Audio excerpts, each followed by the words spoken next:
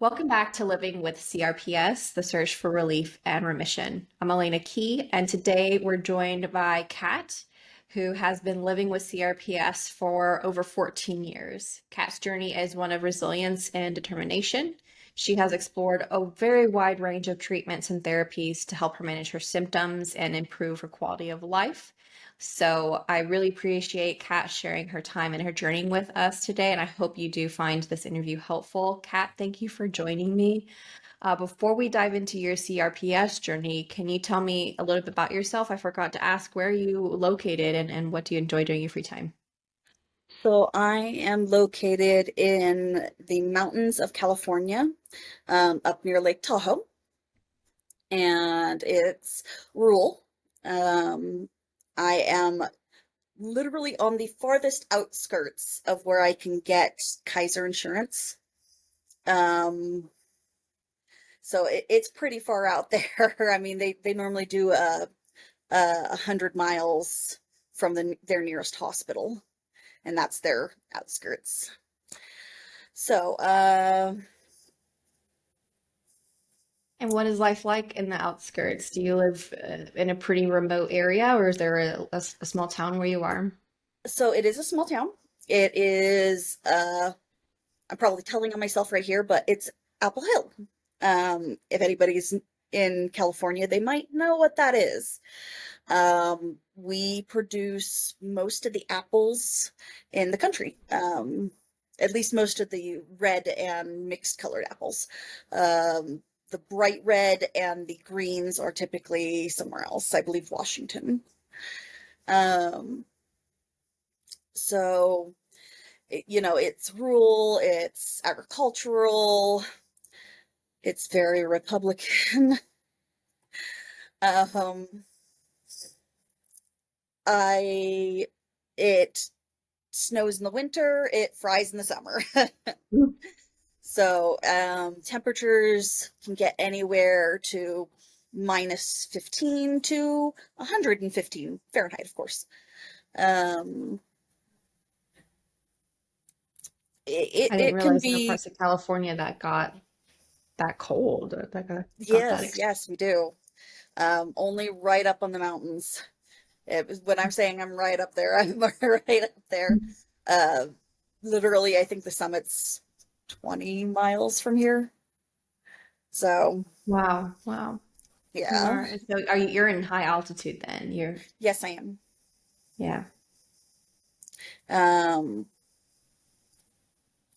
so let's see. Placerville can be very difficult. That's my town. Um, it is growing to be a more open-minded mix of people. But at the time when I got hurt, people still had pretty closed minds about things. I mean, we didn't even have a Walmart at that point. Um, we, so for instance, the doctor I saw, the very first doctor, I had been dragged 20 feet by my own car when I had tried to push it to the side of the road, and instead it rolled back and dragged me down an embankment. Um, but I had no bleeding injuries except one little scratch on my face because the grasses were high and green, and it was very soft. The soil was soft because of the moisture. Um, but that first doctor I saw, they all they did was check that I had no internal bleeding and sent me home. They didn't take x-rays. They didn't. I am screaming in pain. I cannot walk. And they did nothing. Um, the second doctor I saw was a physician at a clinic instead of the emergency room. And they said, "You're young, you'll heal." And that was pretty much my experience for 4 years. Um, So So I can you do have explain a how little. this accident happened? So, like I said, I was pushing the car to the side of the road and it knocked me back.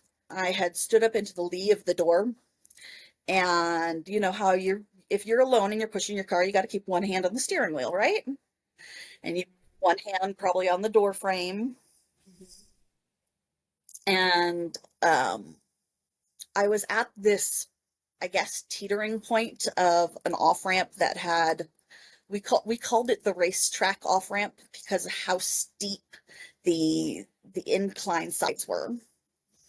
And I guess I was at the teeter point, which means a car can go back or forwards if it's placed in neutral. Mm-hmm. Mm-hmm. Well, it went back. um, Hmm. my legs got caught under the door, and the it just dragged me. I ended up with when I finally saw a doctor that would do any sort of tests. I had pulled my rotator cuff when I finally engaged the e-brake instead of keep going down the embankment. I had a bone bruise all the way through my femur. You could see it on an x-ray from both sides, that means. Um, but other than that, there was really no injuries, so the doctors kept, Saying go on yeah, with your life, basically. yeah, they kept saying, well, it's a resolving hematoma, you'll heal.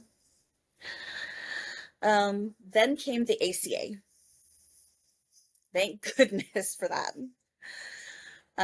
At that point, I could see somebody else other than the county health clinic.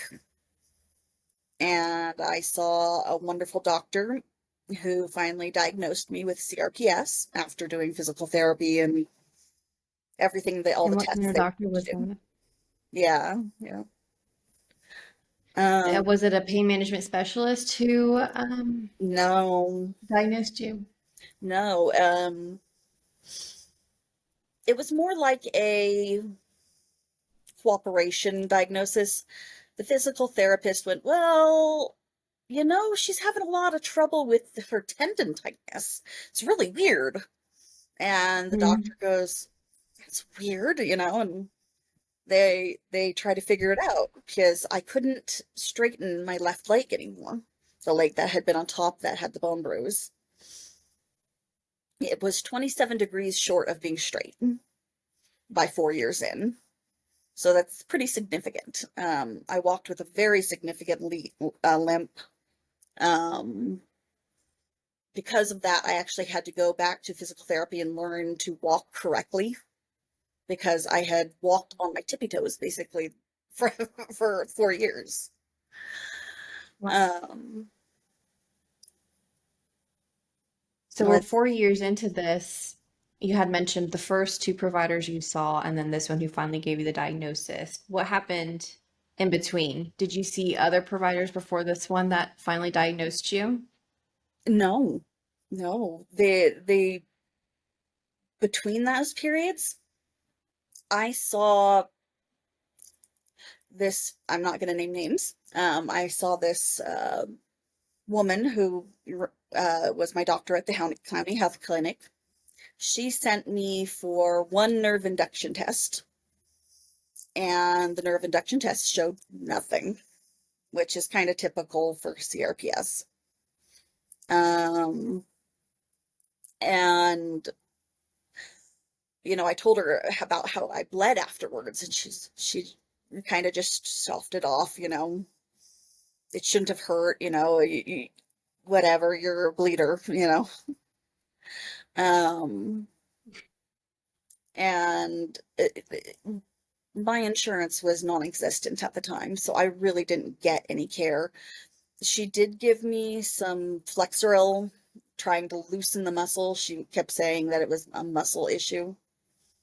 Um, and I did try to go back to work. I made it a year back work before I became suicidal because of the pain and people not believing me. Even my father didn't believe me. He was living with his girlfriend, and I had lost my apartment. naturally, you can't work, you use up your savings. Yeah. And I had moved in with them.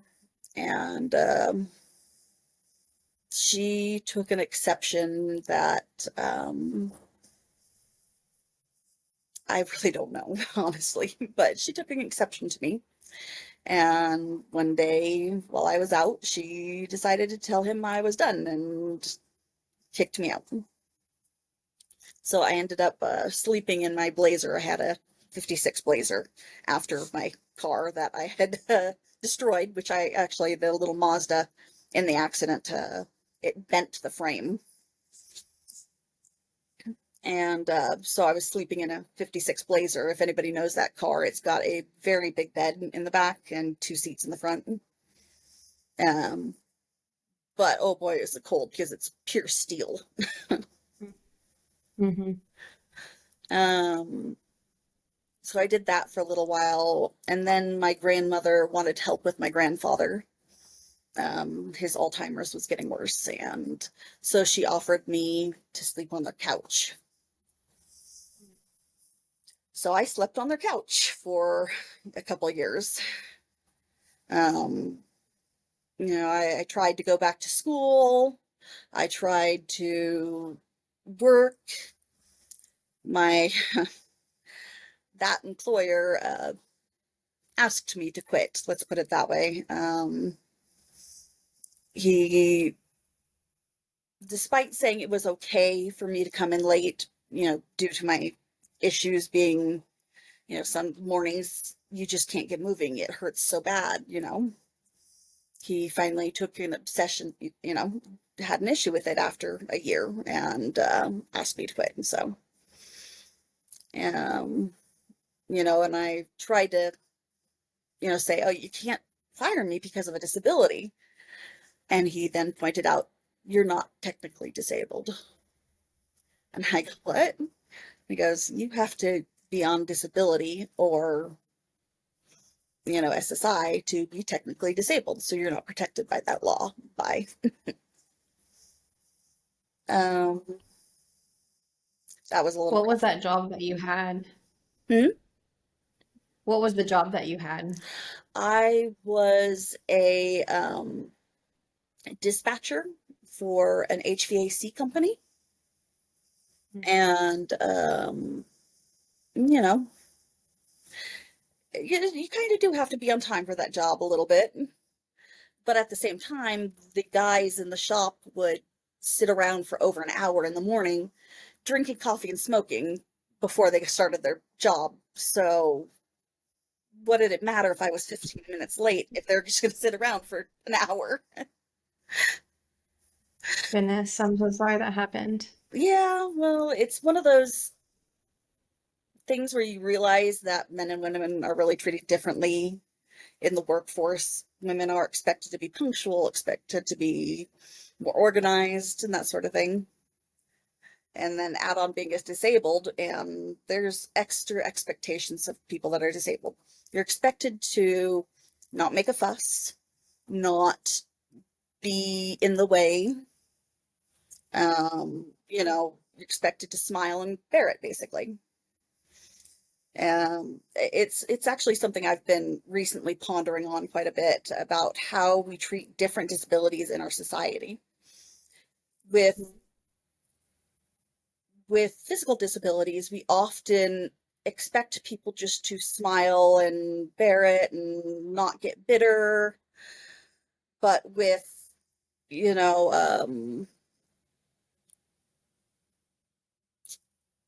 oh, forgive me, my brain went sideways. um, with autism, for instance, you know, people can lash out, they can they're forgiven for those things, right? But why are the two disabilities treated differently? I can no more control that I'm in a bad mood because of the pain than they can control that they're in an unsettled mood because of their brain chemistry.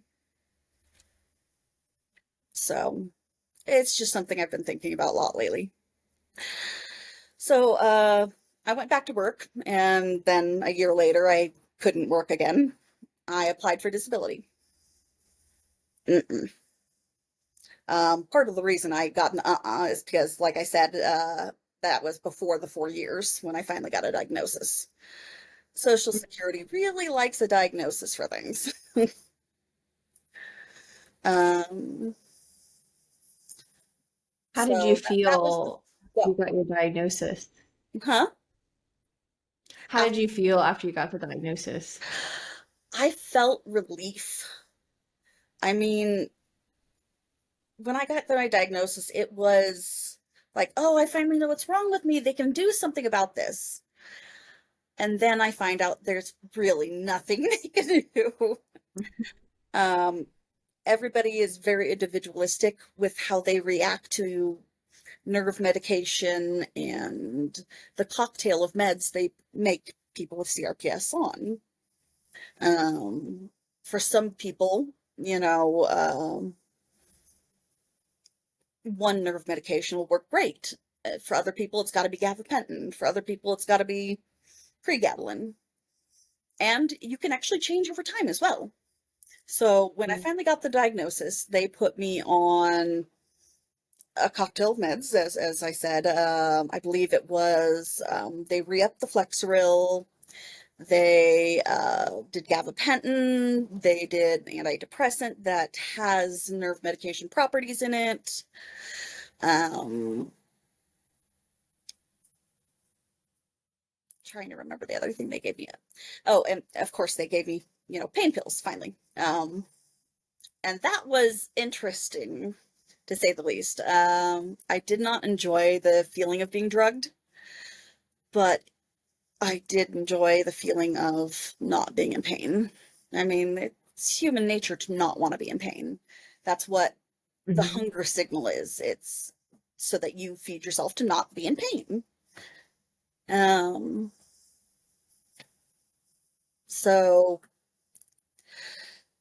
I, I did that for a couple years. Um, First it was, you know, um, one opioid, and then another, and they kept having to up it and up it and up it, and the pain just kept getting worse. Then I had an injury to my left rotator cuff on the same side as the yeah. And funny enough, I fell out of bed backwards during sex. I don't know if I can say that, but have some interesting spicy moment for you. That's how the injury happened. Yes.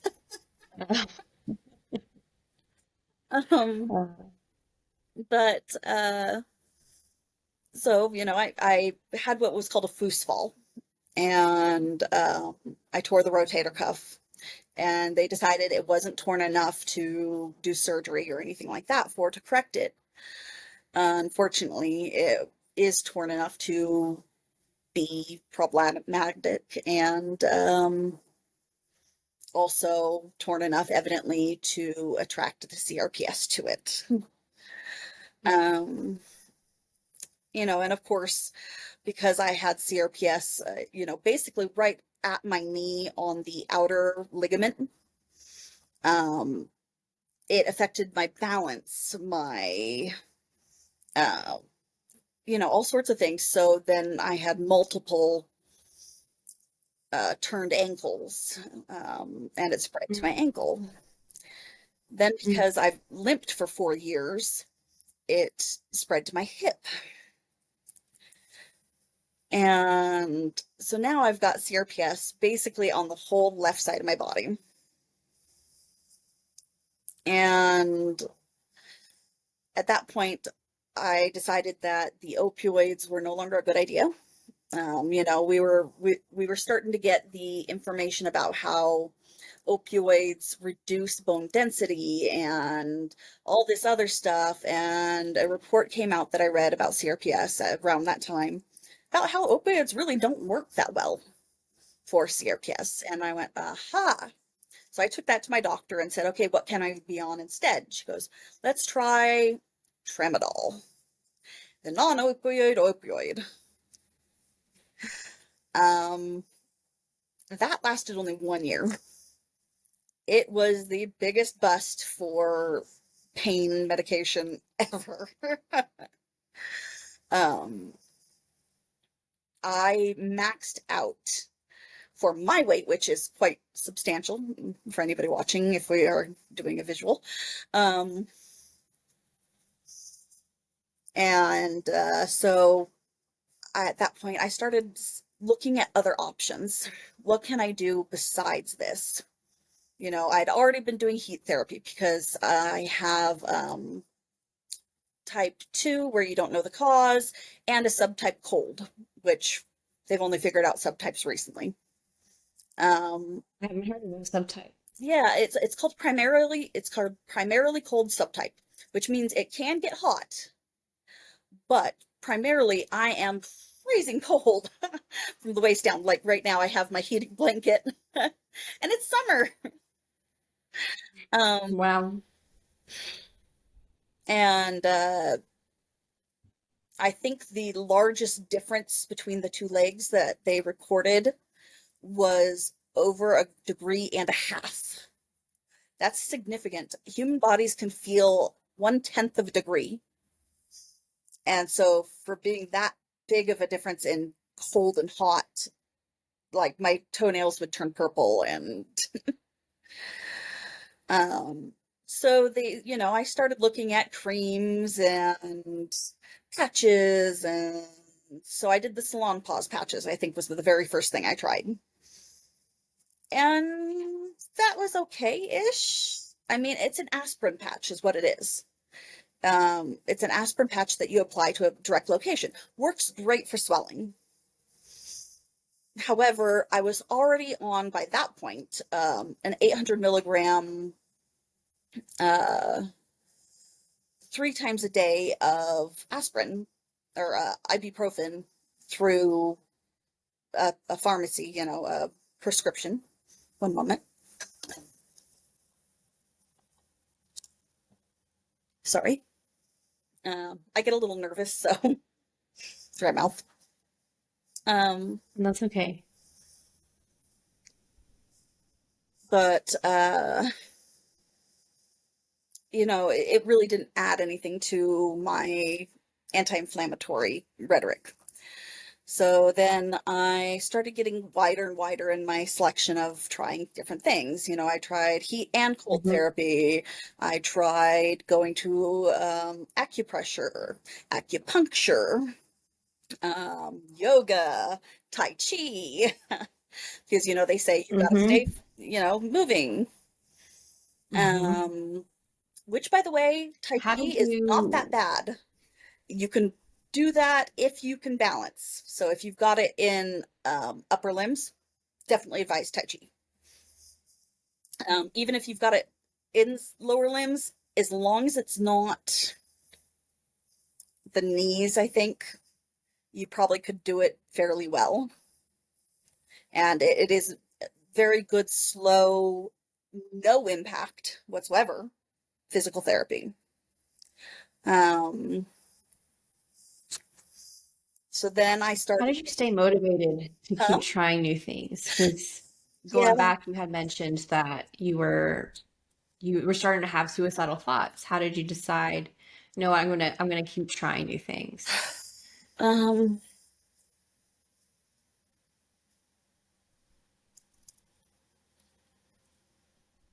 I actually tried to commit suicide, and is why. Um, I was standing in the bathroom in the middle of the night, and I hadn't slept for days, is the pain. And I just wanted to sleep. So I started thinking, what do I have in my cabinets that can help me sleep? And of course, being out in the country, my Benadryl's right there for bee stings. And so I dumped the whole bottle of Benadryl in my mouth. Not even, it didn't even looking back on it, it didn't even register that I wasn't just taking two. But as I grabbed the cup sitting in the bathroom, that you'd use for rinsing your mouth or pills or whatnot in the middle of the night, I looked up and caught my own eyes in the mirror. And I was crying. And it made me stop because I realized, why would I cry about something that is supposed to end my pain? And so I spit them all out. um, and the next morning, I went to the mental health um, department and checked myself in for 24 hours. They changed my antidepressant and finally found one that worked. But that's the suicide disease for you, right? I mean, most people by 10 years have tried to commit it at least once, according to the statistics. Wow. Yeah. So, which for any disease is actually a very high percentage. Most diseases do not have that high percentage. But it also makes sense considering that our pain levels for CRPS can reach above giving birth unaided, meaning without pain medication, without epidural, anything, on the McGill pain scale. The McGill pain scale is the gold star for comparing different conditions to each other for pain levels. And CRPS ranges between 70 and 50. 70 is 10 points from the very top of, and they don't even have what it is up there. They just have an 80. 60 is giving birth unaided. And having given birth with CRPS, I probably hit that 80.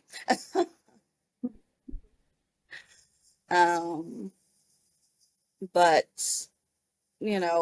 50 is losing a limb, having your limb chopped off, without any pain medication. So this gives you an idea of what sort of pain we're in, and that's 24/7 every day.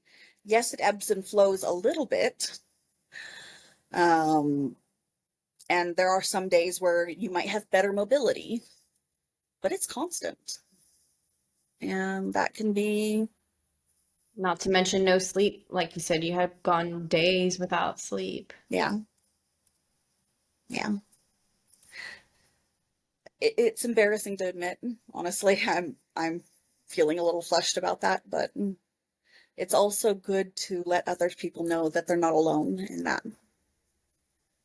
That Absolutely. if you're feeling that way, you're not alone.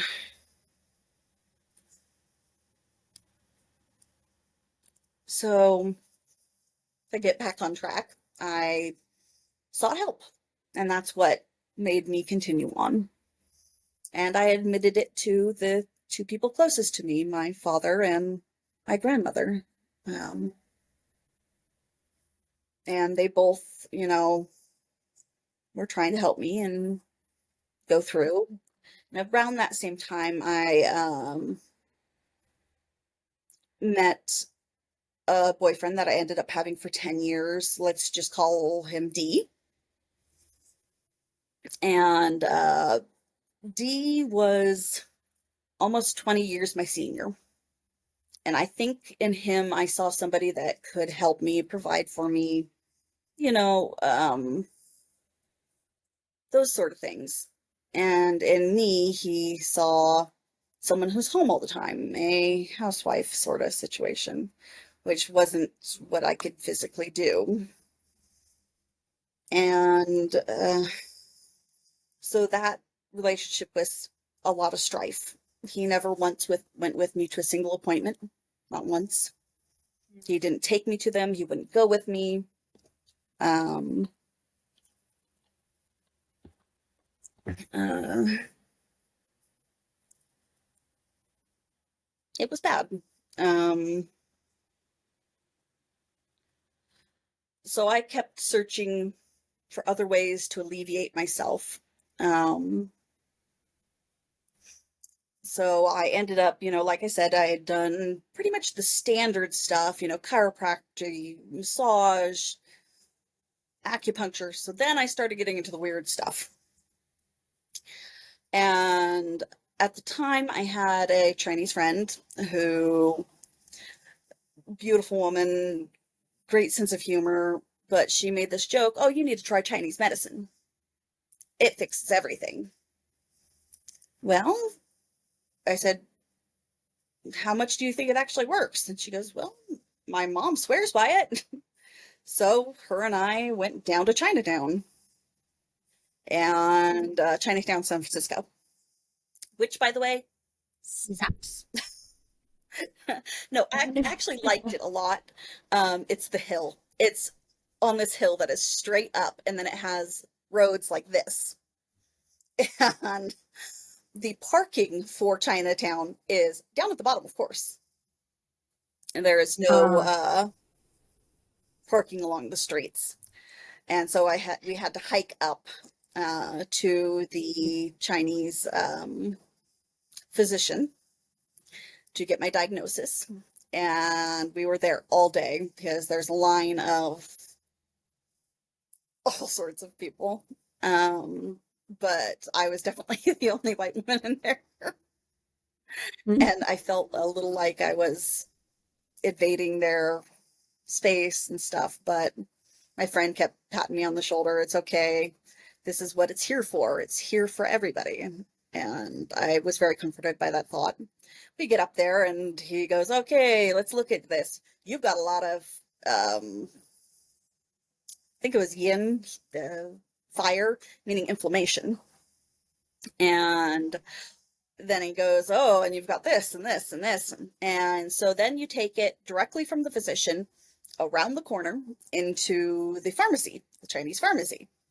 And they make you this tea. Well, for me, it was a tea. Some people get teas, tinctures. What is it called? Basically, you make it into a mush and you put it on you, and then you put a Band-Aid over it.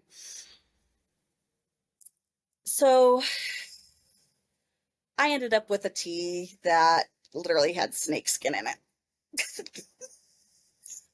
Yeah. The first cup I barfed up. I couldn't get yeah. past the idea. And I had 6 weeks of it. It came Wow. each week was one do you remember the paper bags that you used to take your lunches in? Mhm. Yeah, each one was one of those for each week. And inside there was a bag for each day. And as I went through the bags, I found there was a different flavor in some of them. So I had to get used to the new nastiness. It did help with inflammation. It really did. Pain, none whatsoever. Even though it had willow bark in it, because I, paid attention, it still really didn't do that whole pain thing. Um, Mhm. or maybe I was just in so much pain that it didn't have enough. Mhm. So then I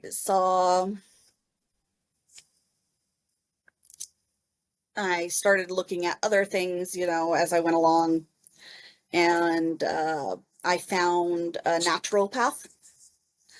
She was a shaman up here. There's a local tribe, and they run the Red Hawk Casino. They're actually pretty good people. And she advised that I try a traditional Japanese medication, which is mugwort. I believe they call it what? in traditional Japanese medicine, and how they take it is they would put pressed little incense versions of mugwort on different parts of your body and set you in a closed room, and then you breathe it in. So I looked at that and was like, well, I'm not going to do it quite that way because I can't see any real reason that it needs to sit on my body.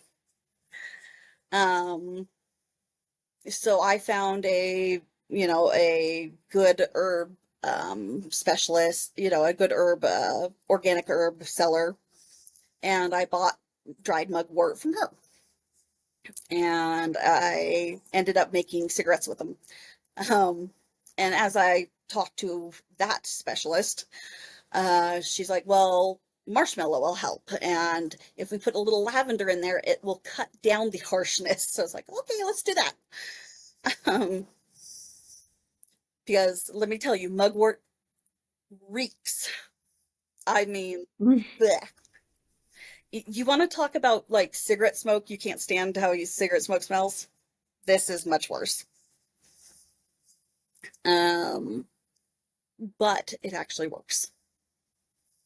It really does.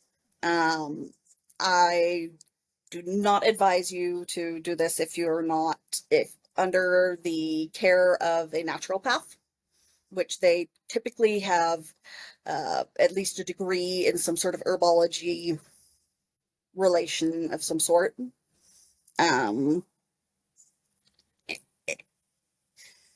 Because there are risks. One of the worst ones is if you are on an SSRI, it can cause fatal seizures. So please, please be very careful if you're going to try this.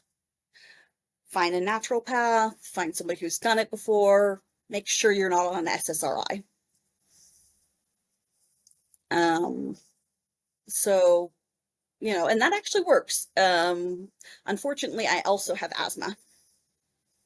So it really wasn't a long-term thing for me that I could do. I do it every once in a while to help. And so I kept going, okay, that's not working. What do I do next? By that point, I was bedbound because it had reached my hip and I couldn't flex, move, walk very well. I ended up on an IHSS, which is in-home support services. And they brought in a physical therapist to work with me at my own home every day to try to get me to be able to move again because I had just locked up. And I'm sure you've seen the images of some people that are locked up with CRPS where it's red and swollen and, your arm or leg is pulled up tight. That was pretty much what happened to me. At that point, I had another friend who had CRPS, and she literally brought me a THC gummy. And she says, you're going to try this. She says, you're not living. You need to try this. And her saying that made me did realize I wasn't living anymore. I was just existing. I was waiting to die. So I tried it and it worked. I had been so anti-drug, that I was trying all these crazy things, anything but the one thing that everybody was saying was working. And so I ended up smoking THC, vaping it to be specific. I did a combination capsules or cartridges where it's the THC and the CBD. The indica works best because it's the way I was told to remember is indica is in the couch, meaning relaxation. And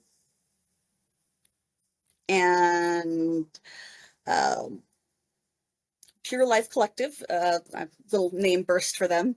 They are a wonderful group who vets all of their products, make sure that they have, quality products that aren't um funky, I guess. I don't know how to phrase that otherwise. Um, and during that period of my life, that was very important that because I was finally out of enough pain that I could start working on myself again.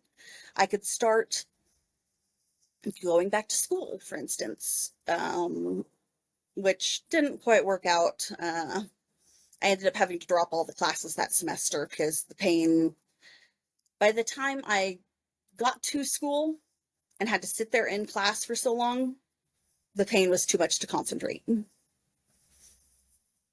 Um, but it did let me live again. Unfortunately, that's also at the time where my relationship had reached a disastrous level, where anytime he and I fought, he would go into the next room and clean his revolver, and I could hear it clicking open and close and open and close.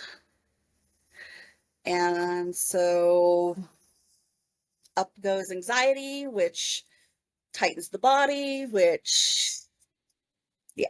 Mm-hmm. So I tried something else to loosen my body, and that was I turned to sex.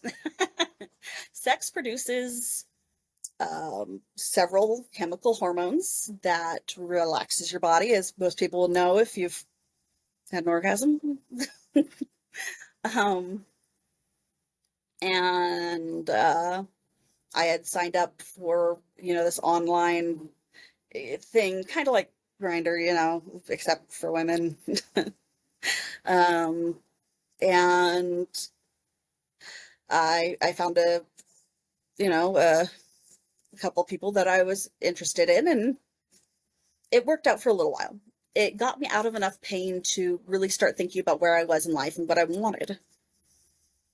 And at that, I have, so at the very beginning, I mentioned how early it was in the study of CRPS and everything was, backwards. Well, I found a support group at that point, um, of women who had what I deem the mythical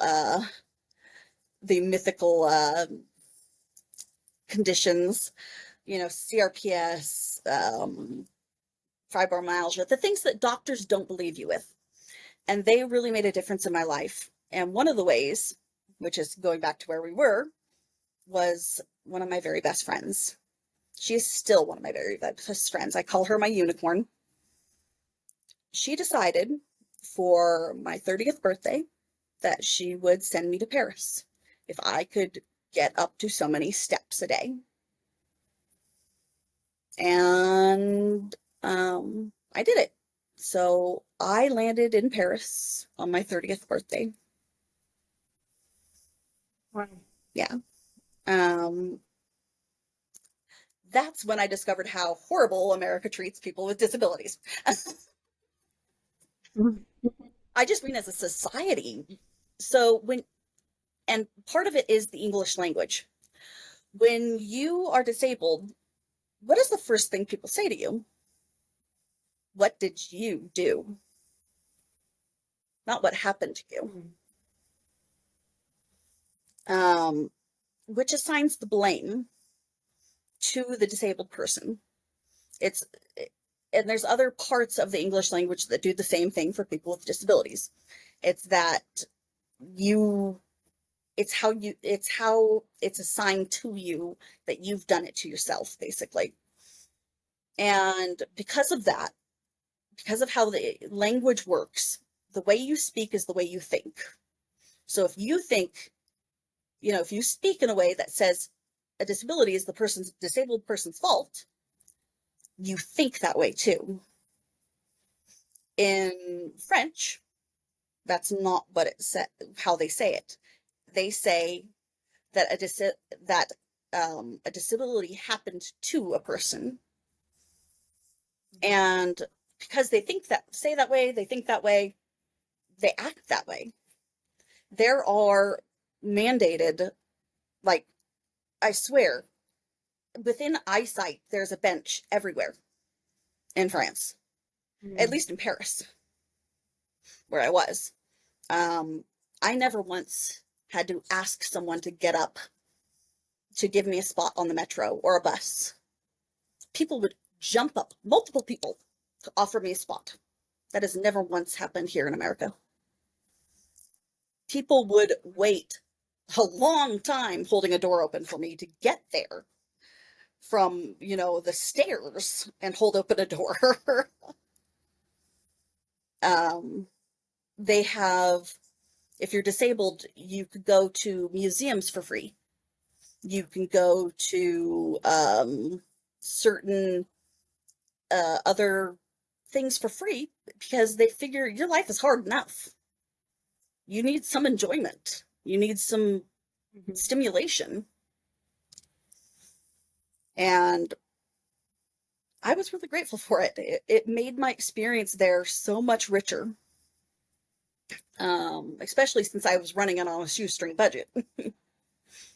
um, at that point, I had finally used up all of my California disability checks because I had saved up what I had gotten, at first. Um, and so, I get back, and after having my experience there and talking with people there and realizing that my voice is also something that is profitable, I guess. I started this reading smutty literature as a way to make money. People would commission me to read their fan fictions they wrote, for example. Or the best one I ever read was I read a part of Tolkien. That was a lot of fun. Um, and it was good. It didn't last very long, but it was good at the time. Um,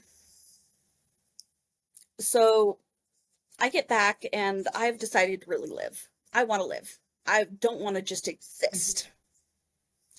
So I start really aggressively hounding my doctors because you've got to be your own advocate. I'm sure you know that yourself.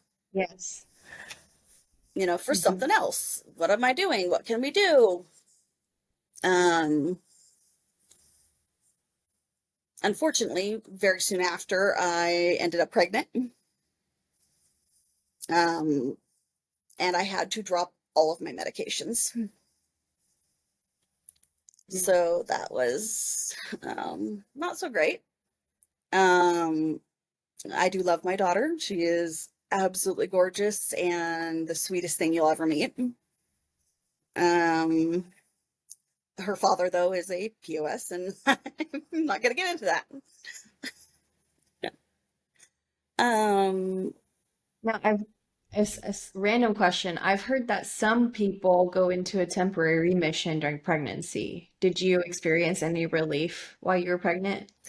no, I had been told to never get pregnant by my doctor because of the condition.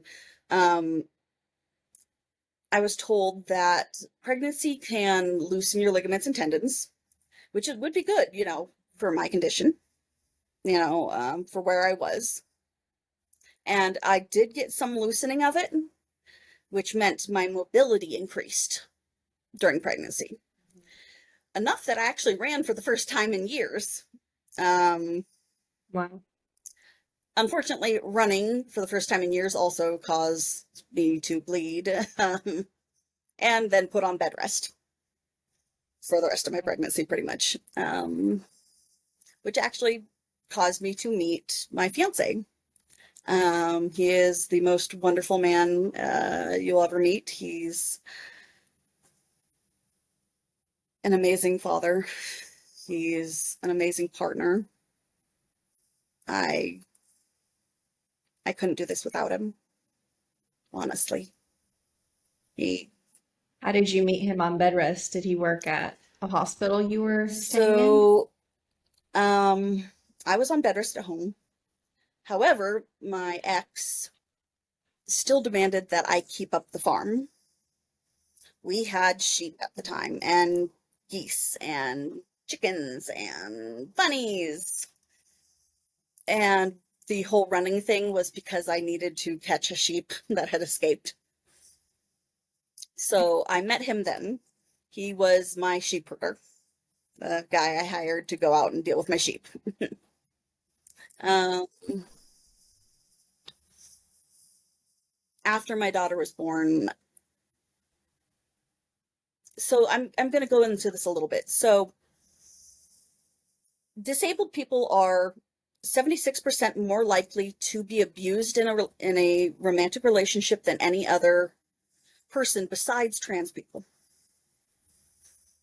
And abuse in romantic relationships to women often starts in pregnancy because men think that you are finally trapped, that you're not going to leave them no matter how badly they treat you. It got pretty bad. And I tried holding on for 7 months after my daughter was born.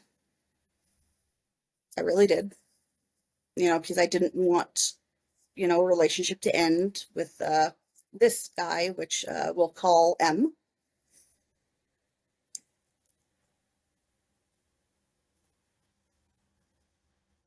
Three days before I gave birth, M knocked up one of my friends that had come out to help me for the week after birth. And there was no reason for that. I had given him, because he was a long haul trucker, I had given him permission to sleep with people with the stipulation that he has to use a condom. I didn't care if he got head, if he got tail, use a freaking condom. Don't bring me back diseases, right?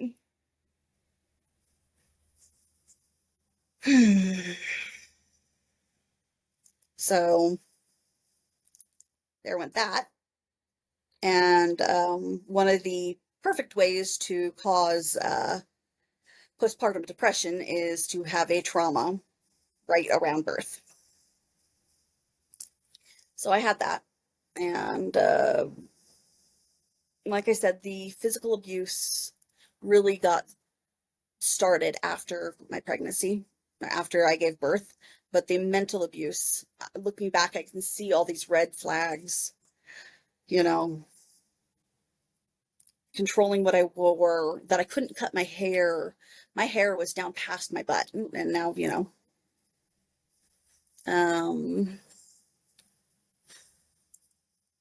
that I couldn't buy diapers, I couldn't get food, but he still had his animals that I would then butcher, and he would come and pick up the frozen meat.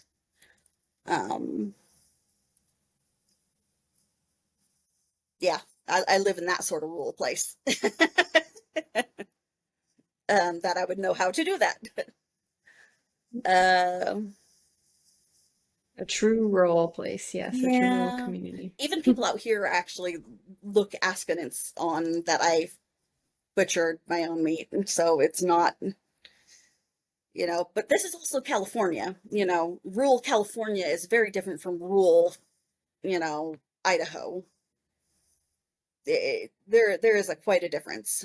Rural California is they'd probably say it's a normal sized town in Idaho. Um, Mm. so like I said, I ended up leaving him. And at that point, I had no medication in my system for over a year and 5 months, somewhere around there. I hadn't done smoking anything other than after her birth. I started smoking the weed again, to help alleviate the pain. And at 7 months, I left him and I got back on my medication.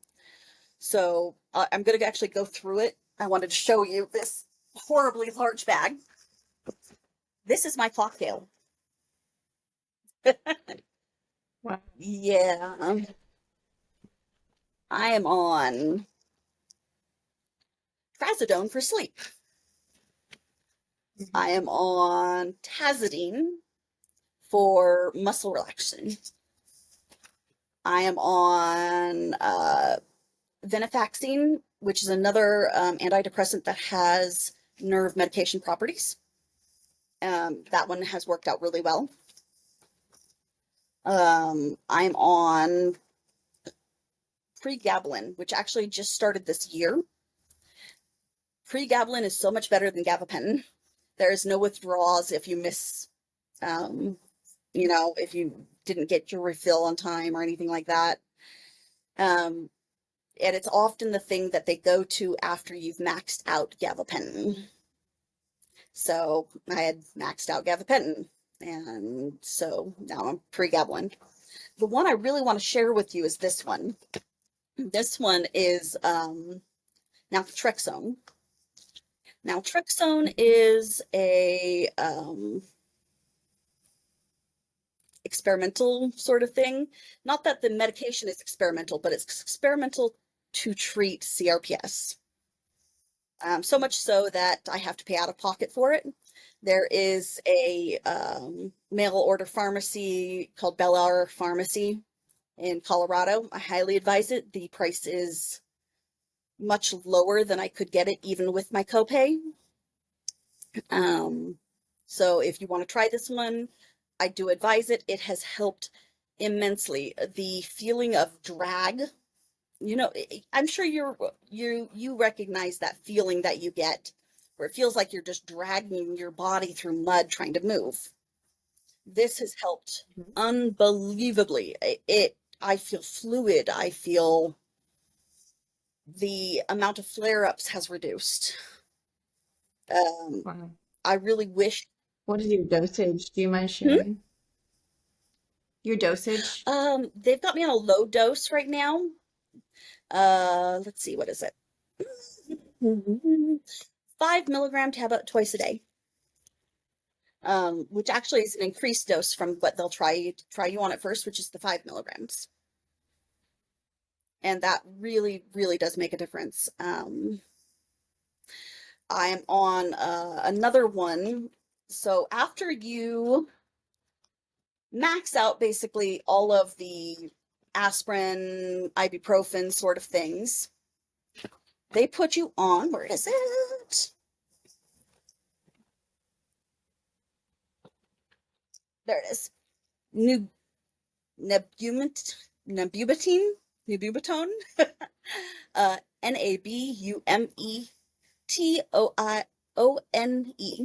and it is a hospital grade anti-inflammatory. Speaking of hospital grade, so I'm sure if you've had really bad flare-ups, you've landed in the ER a few times. And they give you what is that called? Topreminol.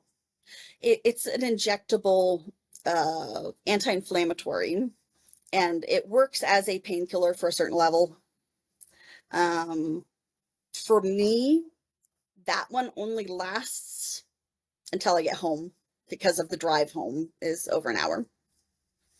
And so going to the ER for me is useless unless they're going to keep me.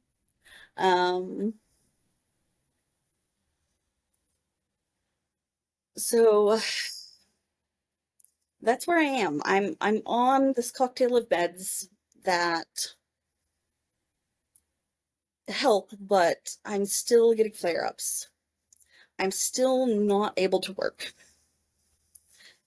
I barely am able to keep up in a two-parent household with one child. Mind you, my daughter is pretty precocious. I call her my little house dog. How old is your daughter now? Yeah. She's 2 years old, almost 3. She really is Mm. everything to me. I don't know if you guys can see this. There we go. But that's my fiance and my daughter. Oh. And they really keep me going. Um, they really do. I can't stress enough how important it is to keep your mental health good when you have this condition, to have a support network of people that you love and trust to have your back no matter what, that you can call in the middle of the night and go, I can't be alone in the dark anymore with this pain.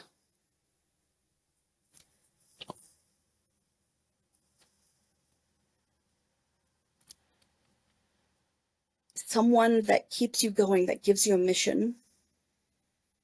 My mission is to be the best mom I can to my daughter so that I don't repeat the mistakes my mother made. So I don't pass on the generational trauma. Mind you, I'm probably going to traumatize her myself with other things, but we're not going to. At least not what you experienced, yeah. Yeah. Uh, but it's So the cocktail you're taking, are you doing anything on top of it? Like, are you seeing a physical therapist at this point? so Um, on top of it right now, I use Penetrex, which is a herbal lotion that you can get from Amazon. It's very expensive. It has Ikea nettle thorn stuff in it, so it's going to tingle a little bit, but it doesn't work right away. It a couple days worth of treatments, and then you start feeling it. And then after it's in your system, then you feel it every time you put it on. I also use Voltaren gel for immediate pain relief and immediate loosening of the tendons and ligaments. Like I said, I use heat. I have a amazing shower that I love to death because I put a 4-foot rainfall head in there so that like my whole body gets warm. I know some people have issues with the needle sensation of showers. I've been lucky as long as it's hot enough. It doesn't do that to me. If it's under that temperature, oh yeah, I get the needles. I do see a physical therapist. I see a psychologist. Um, I regularly go and see a orthopedic specialist and a nerve specialist. So they keep track of the changes in my nerves by checking every so often.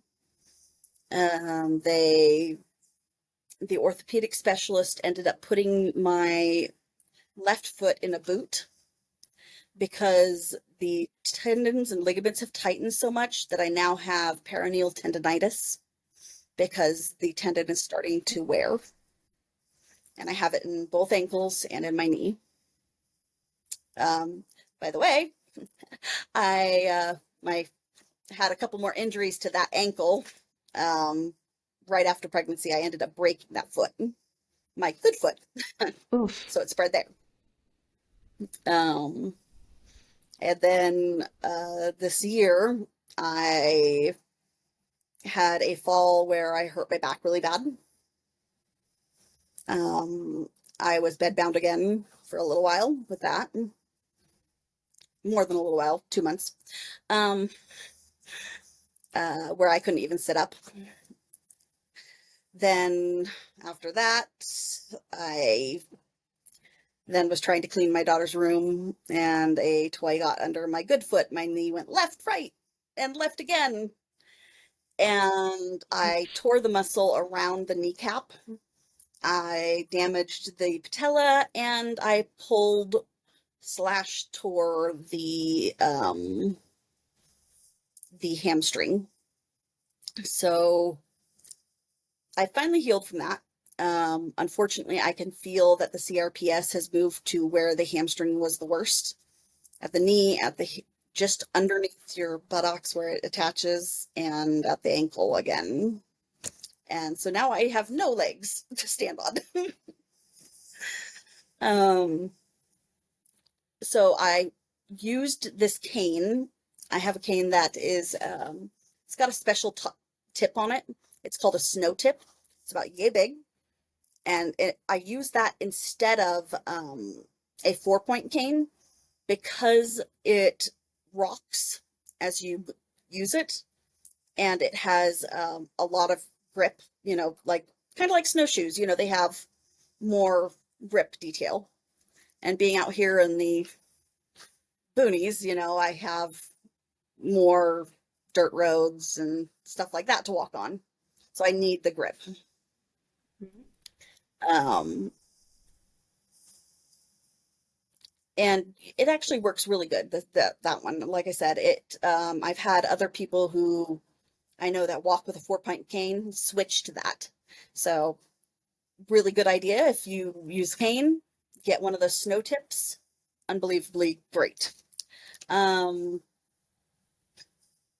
I also, on my bad days, use a walker, one of the walkers that you can put your arms in the chutes. I don't know what they're called, to support your body, since most of my problem is my lower legs. The walker has a seat, and it has been a lifesaver. I really fought my fiance on getting it because You didn't want to I get didn't it. want to get it. I didn't want to. So there's this thing that happens to me where when we go out with friends or family, I kind of get left behind because I'm typically in, um, either walking really slow or I'm using some sort of Carolyn cart, the electric carts. And it's humiliating. I know I shouldn't feel that way, but to have your friends run off ahead and then have to come back and slow down, it can be rough. I've had this condition since I was 22 years old, and being so young and disabled has its own strife. And I'm probably sure you look pretty young yourself. Um, that people look at you like you shouldn't be. Like, what the heck is this girl doing in a Carolyn cart at the grocery store? She needs to get up and walk because she's so fat. Mhm. I've actually had someone pull me out of one of those and tell me that I'm a lazy fat beep and to walk because they need it. Yeah. Part of that is probably because I am in a very, very red Republican county.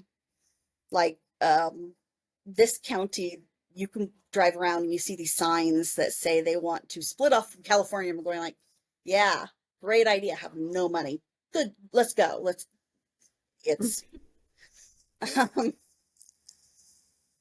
uh, but that judgmental attitude these people have is very tough to deal with. And I found myself retreating from public life because of it. I probably go out once a week, tops, just to the grocery store and back. I do all my other shopping online. So I have so many Amazon boxes. And I don't know. I've found a balance in my life that works for me. Between all my medications and my therapies and the massage therapist that I have. She is amazing. So If any of you are looking for massage therapy, look for someone who does trigger point massage. Trigger point massage is they go along, and if you can feel the tendons right here, you go along and you press it and you find the hard spots in the tendon. That means that's where your tendon is collecting tension. Now, trigger point massage hurts. Not just a little bit, a lot. I've been black bruised from it, but it releases your tendons. Like, holy smokes. I get 2, maybe 3 days of relief from the tendon pain from that. I highly advise you to look for it. The specific one that I see is called Lomi Lomi. It's a Hawaiian tradition of trigger point massage, and she is amazing. Out of everything, that one probably gives me the most relief for the longest time. Wow. I mean, I hope my experience helps somebody else.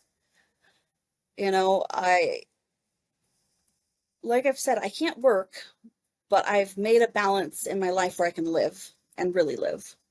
Like, I took my daughter to a water park for the first time ever. Mind you, it was just a splash pad water park, but a year ago, that would have been out of the question before the pregabalin, before the naltrexone. That wouldn't even happen.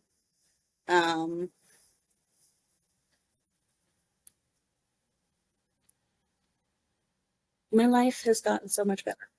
With the naltrexone, does it cause you to have any nightmares? I've heard that that can be a common side effect. So, I already had night terrors, and I still get them.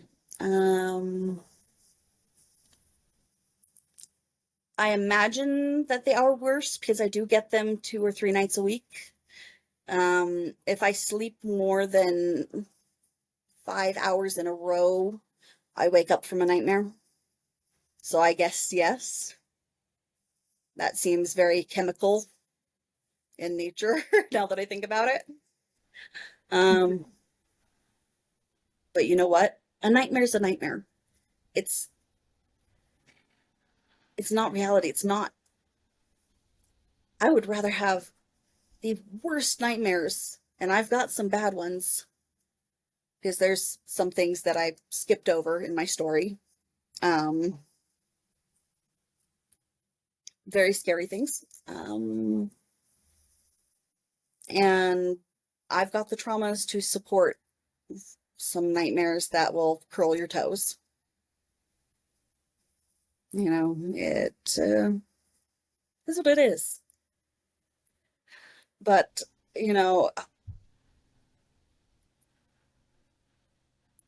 it's still better. It's still worth it. Yeah. Is there any other questions you might have? I know I just rambled for so long. I feel a little weird. No, yeah, I really appreciate you sharing your story and your journey. Uh, it's a unique one that you've had CRPS for 14 years, and I appreciate you being so open and willing to share. Um, yeah, I think as you were going through your story, you were kind of answering the questions I was going to ask you anyway. I appreciate you being very open, and I didn't have to prompt you. So you had mentioned that there was that initial support group you found, but and that it's very important to have people close to you that help and support you. At this point, are you a part of any other online communities or in-person communities that have helped you? So I am a witch, at per religion, and I do have a coven. And so being a witch isn't woo-woo magic. It's one of the foundational beliefs is something called shadow work.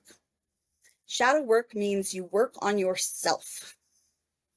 You answer, the typical way it works is you can type, you can go online right now and type shadow work workbook, and it will have a list of questions that you ask yourself and you answer.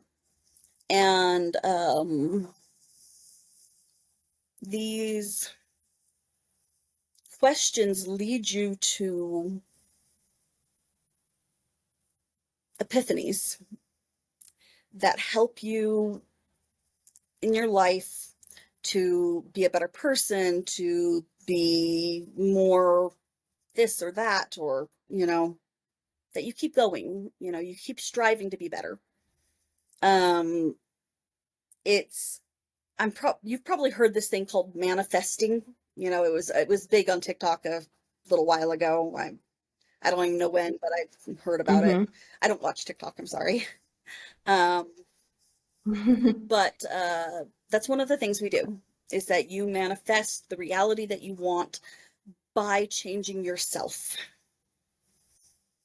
And one of the biggest things is to find inner peace, to find a balance in yourself. And a lot of people need religion for many different reasons, whatever religion you are, um, especially when you are in constant pain. The human brain is not meant to be in constant pain all the time. That's why a high percent of people that, I can't remember the exact what percent, which is why I'm just saying high. Oh, over 50% of people that have CRPS have anxiety and depression, because your brain chemistry is literally changed by the constant pain. So I developed a larger safety net for myself with my coven. And, these women, they help me. We have young and really old women in our coven, and they're from all different walks of life. I mean, some are child free, some have children, some are, that crazy creative sort, some are very, very reserved, very quiet, school teacher, one's trying to go out to be a firefighter, and several of us have conditions. There's two of them that have Danderson, blah, blah, blah. Ehlers Dan. Yes, Yes, I think I yes. thought it was Danny. Um, Basically, it's the opposite of us. They get pain, but their ligaments and tendons are all loosey, and so much loose that they actually partially dislocate. Um, Mm. it's really interesting to look at the differences in those two, and to relate to each other, and relate to each other's pain, and give each other ideas for things that help. Um, but that safety net is essential. You need someone, like I said, to call in the middle of the night saying, I can't be alone in the dark anymore. Not with this pain, not with this demon. And, you know, my daughter's godmother is, one of the high priestesses, and she is amazing. She's my ride or die. I call her and she'll be there. And, you know, That's wonderful. it's essential to have that support. That doesn't mean that you let people walk all over you, though. You need to have healthy boundaries. Even though you need people, healthy boundaries are essential. Like I said earlier about disabled people being abused at such a high rate, it really starts with you speaking up to the people around you and saying, this is not okay, or I need this, and not being afraid to say, I need this help. Please come help me. That alone was a journey for me to reach. Um, you know, and then there's the fight not to push people away. I'm sure some of you have had that issue where you're cranky and then you're guilty because you're cranky, and then it makes you more cranky, and you start pushing people away because you don't want to hurt them, and you also don't want to be hurt by them. You can't do that. You really can't. Yeah, you need You people. need to be yourself, be assertive, but not be prickly. Mhm. Well, thank you, Kat. I appreciate you sharing your story and your journey. And I know a lot of people in the community will find your story very helpful and All inspirational. right. So thank you Thank for you. I'm taking your time to share your story. And well, I hope it helps some people. I mean, you're not alone. You're not doing this on your own. There's people just like you out here. So thank you for having me, and have a good day. thank you, Kat. You as well. I appreciate you.